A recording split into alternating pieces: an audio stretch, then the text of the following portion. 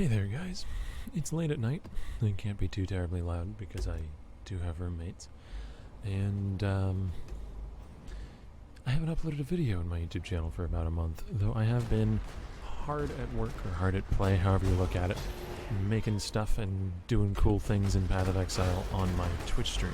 But for any of you who do follow me here and haven't been able to catch that, I wanted to clue you all into what has been my last build of the League for Incursion before the race begins on the 4th, and what is likely one of the more fun ones I've played as far as map clearing goes. This is a Vaal Cold Snap / Cold Snap Trickster, and as you can see, it's a fairly fast and fun map clearer. It's single target, does lead something to be desired now and again, but it's acceptable enough. And really the whole idea here is that we're sort of aiming for a playstyle very similar to that of Righteous Fire and all Righteous Fire nowadays, but without all the strings attached of having to build max fire res and scale lots and lots of HP, which isn't really a string attached, so much as a benefit in a lot of ways. But basically, as much as anything else, also just a change of pace, as I've played Righteous Fire quite a few times, and this is a different way of achieving a similar gameplay style, which I know that I like, while, you know, being faced with different problem-solving challenges in the building phase of the character. So, with that in mind, we will clean out what's left of this map here, which I believe means doing the incursion, and that should be just about it. Looks like we missed a mob or two there. And we've got we've got a tier 3 warehouses. That's nice. Museum of Artifacts, here we come. And then we'll briefly go over the character. Now this is going to be in lieu of a build guide for this build because it's not as well-rounded a build as most of the other ones that I try to make guides for are. As I said earlier, single target does leave something to be desired in a lot of cases because it's a Vaal skill reliant build, and oftentimes those do find themselves a bit lacking in single target. Oftentimes, not necessarily all the time. And as such, I don't really want to make a full guide for it because I don't want to have newer players, who are definitely the audience, or a large portion of the audience for guides, trying to make this build, trying to take it to something like Guardians or Shaper, and getting frustrated with that. So, with that in mind, this video will serve as kind of a stand-in for anyone who's interested in following my footsteps or innovating on the concept, maybe taking it in the direction of a different ascendancy or changing around some of the item choices, that kind of thing, because the build is remarkably, surprisingly flexible for the kind of clear that it's been able to put out and the amount of fun that I've had with it as well. So, it looks like we just missed this one little wing of the map, let's say. Let's go get that 6 socket, and then I'll do just that. We'll go over everything. So the basic concept here is that Vaal Cold Snap is a good skill.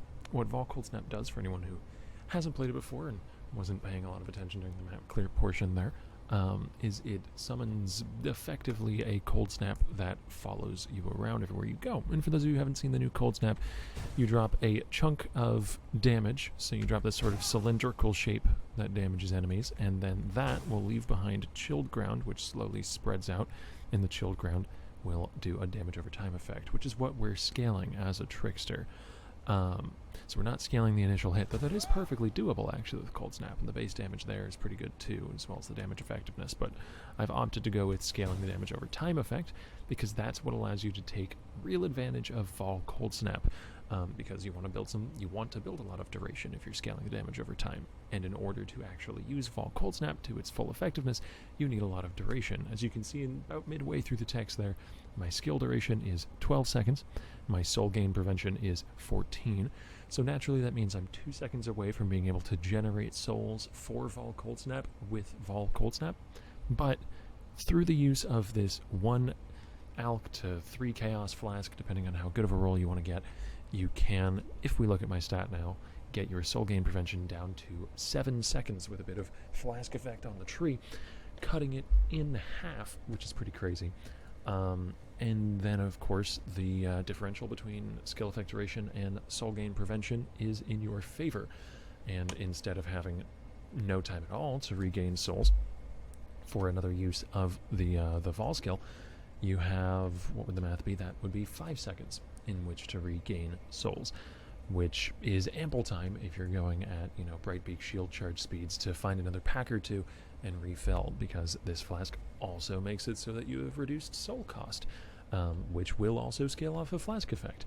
These flask effect nodes up here are incredibly potent for the build, and I'm actually considering putting together a tree of a Pathfinder version. I don't know if I would play it because I've already played the Trickster version, and it might be a little lacking on damage, because Trickster does have a 15% more damage over time effect, which you would not have as Pathfinder, and that could be a little rough because it's kind of hard to scale a dot in the first place as compared to hit damage nowadays.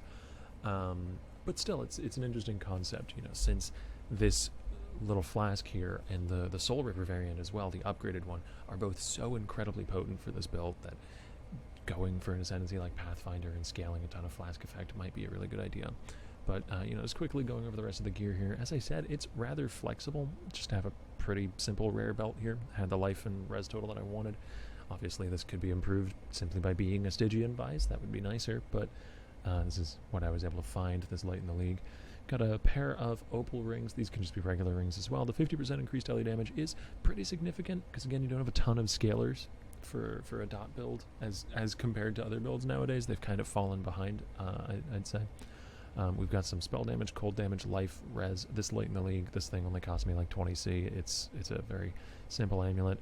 Simple helmet, some fizz taken as fire, which synergizes really nicely with Lore Weave, which is the most generic of all good, unique chess pieces you can possibly get. I'm still working on divining this one. Max res roll is obviously not great. And then an Elder Shield with a bit of AoE, life, and spell damage and res. So as you can see, most of this gear is just some nice rare stats. I've opted for an Elder Shield here for some AoE, for a temple item, for some fizz taken as fire. Like, those are nice. But this could very well just be a regular rare helmet and a regular rare shield, and you could do this on very much a budget build, because the only build enabling item in the whole thing is Soul Catcher, and Soul Catcher is, as I said, about an alch. So very much a budget friendly speed clear build. I do have a pair of Null and Void. These are 50 chaos, but if you wanted Rampage through another source, you just use rare gloves and a Biscos leash, and a Biscos leash is closer to 5c than 50. So again, and I just really like having Rampage in any build that goes fast, and Null and Void is a very solid pair of gloves. You get life, you get a bit of defensive utility between element removal and fizz immunity, and then you get your Rampage effect. And a Bright Peak with an AoE corruption. I think that only cost me about 30c for the right corruption. You can obviously use an uncorrupted one if that's not in your budget. Let's briefly go over the passive tree here. We've focused on damage over time, which is another one of the reasons why we've gone Trickster. This right here is quite a lot of damage, as well as some significant recovery and even duration, which allows us to reach that ridiculous 12-second mark. As I said, we've also picked up duration over here, life, both AoE clusters in order to scale to the AoE that we had. I do have Elemental Equilibrium, so where that comes into play is pretty much solely against bosses. I mean, it's not technically true, but if you're going to be just using Cold Snap on a pack, Elemental Equilibrium is actually kind of a negative, because most of the time, you don't want to Cold Snap a pack and then drop your Orb of Storms, and the initial hit from the Cold Snap will apply a cold damage hit, which will make the degen less effective. But it doesn't really matter. The only time you're ever using regular Cold Snap is to start your chain, and that's probably going to be just against a regular pack of mobs. So regular pack of mobs having 50 extra cold res, they still die, basically instantly, so it doesn't really matter. Whereas against a boss, you drop this and then drop your Orb of Storms, and this will instantly overwrite the cold damage hit, and then they're taking a lot of extra damage from the degen ground, so the Equilibrium does end up being worth it. And we've even got a little bit of flat fire damage on the shield charge there, which will proc it as well, and that will help us kill off rare mobs while we're shield charging around with Vaal Cold Snap running. Let me just make sure I haven't missed anything important here. Ellie Overload. We've gone for a jewel with Onslaught on kill. Oh, speaking of jewels, there are two other unique items that are fairly integral to the build. I'm pretty sure you could do it without these, but they do make things a good amount smoother. Basically, each of these upgrades that I'm talking about, so like the one of them would be a 20/20 increased duration support. That's a pretty big quality of life improvement. These Adziri's Rain jewels, which if you just want any old Adziri's Rain, that's like 2c. If you want a perfectly rolled one, it's more like 20. But the difference of a few percent increased duration is not really going to be something you feel, so min-max at your own pleasure. And anything else? Soul, as I said, the Soul Catcher is really the only like guaranteed you need this or the build doesn't work item.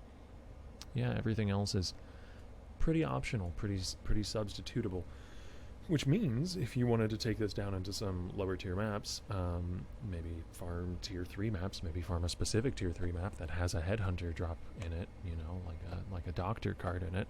Not going to name any names here, but if you wanted to farm a specific map that Slippery Jim has seen farmed too much of, then you very well could do that with a lot of quantity gear on. I'm sure you could work in a pair of Venters. That'd be very easy. A Bisco's Leash, Bisco's Collar, Gold Worms, Sedimas. These are all options because none of these slots are necessary to the build. So, interesting character. I don't think that I've min-maxed it or pushed it as far as it could possibly go.